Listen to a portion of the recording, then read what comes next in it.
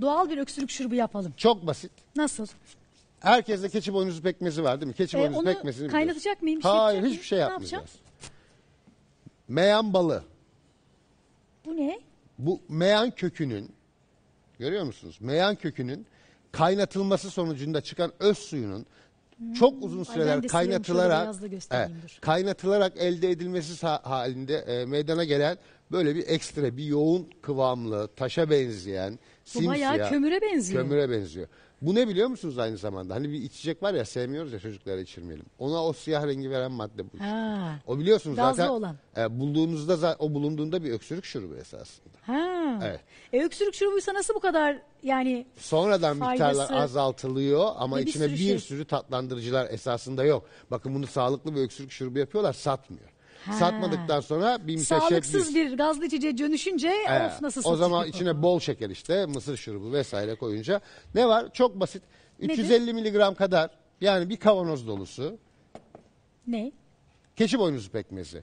Bir çorba kaşığı kadar da, bakın biz bunu öğüttük. Bunu öğütmek ne? çok zordur. Bunun öğütülmüş hali. Ha. Sıcakta şimdi birbirine yapıştı Ay, ama dur, şöyle siyah ufalarsak, bakın şöyle küçük küçük ufaladığımızda bunu buzluğa atıyorsunuz, derin dondurucuya 3-4 saat kalıyor. Ondan sonra havanda da dövebilirsiniz, rondada da dövebilirsiniz.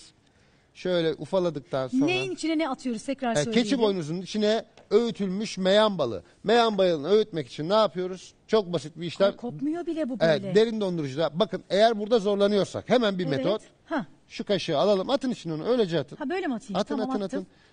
Bunu şöyle bir karıştırın. Şöyle bunu göstereyim izleyicimize. Bunu bir kasenin içerisine sıcak suyun içinde 1 saat benmari usulü bekletin. İçindeki meyan balı da eriyecek, bir güzel karışacak. İşte size 30 saniyede yapacağınız %100 doğal, çocukların güvenle Hocam temizlik kullanabileceği. yapıyor masada. Evet. Farkında olmadan. Bunu çocuklara verebilir miyiz? Çocuklara verebiliriz. Çocuklara günde 3 defa bir çay kaşığı pastil gibi emerek yenmelerini sağlayın. 2-3 günde o inatçı, o geçmeyen öksürüğün geçtiğini göreceksiniz. Yetişkinlere de 3 defa yine bir tatlı kaşığı aynı şekilde kullanabilirler. Geçmeyen öksürük için harika bir tarif. Ve çok Meyan kolay, balı. 2 malzemeden yapılıyor. Bazen kızıyorlar hanımlar bana Niye? sosyal medyada. Çok malzeme kullanıyorsunuz Ayhan Bey diye. Daha basit. İşte bundan basit yok. %100 doğal, içerisinde hiçbir kimyasal koruyucu madde yok. Ay, şunu bir Aynı tatmak zamanda istiyorum ya. Bu çok nasıl tatlı bir da şeymiş? dikkat edin. Ciddi mi? Çok fazla tatlıdır. Bakın, şey vardır. Ses sanatçıları bunu bilirler. Pastilleri vardır onların, siyah siyah. Türkiye'de pek yaygın değildir. Yurt dışından getirirler onlar genellikle. Çok fazla tatlı değil mi? Ay evet, konuşamadım. Yani Enteresan bir tadı var. geçen gün mesela ben size bir zencefilli pastil verdim sessiz. Heh, çok da iyi geldi. Bu onun birkaç kat üstüdür ve ses sanatçılarının tamamı bunu kullanırlar. Aynı zamanda ses kısıklığına sizin kullandığınız gibi de kullanılabilir. Bu şekilde de Bu kullanılabilir. şekilde kullanılabilir. Günde 3 defa bu sefer bir mercimek tanesi gibi, pastil gibi ağzımıza atacağız ve emeceğiz. Böyle dursun bu. Tabii dur. Ben tadını çok sevmiyorum.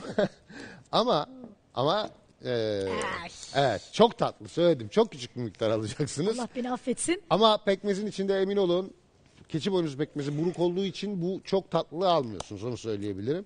Çocuklar da tüketebilirler ama direkt böyle tüketmek zor. Direkt böyle vermeyin. Evet. Denenmiş, görülmüş hali direkt böyle vermeyin. Niye biliyor musunuz? Böyle dibi tutmuş pekmez gibi. Evet. Çok karamelize bir tadı var. Dolayısıyla da keçi boynuzu pekmezinin bir kekremsi tadı vardır, bir buruk tadı vardır. Gerçek O onun su mu? su. Bu su değil mi? Hah, hiç iyi bari. Dolayısıyla da orada o tadı almayacaksın çocuk veya siz. Ama çok sağlıklı bir iş yapmış olacaksınız. Peki şu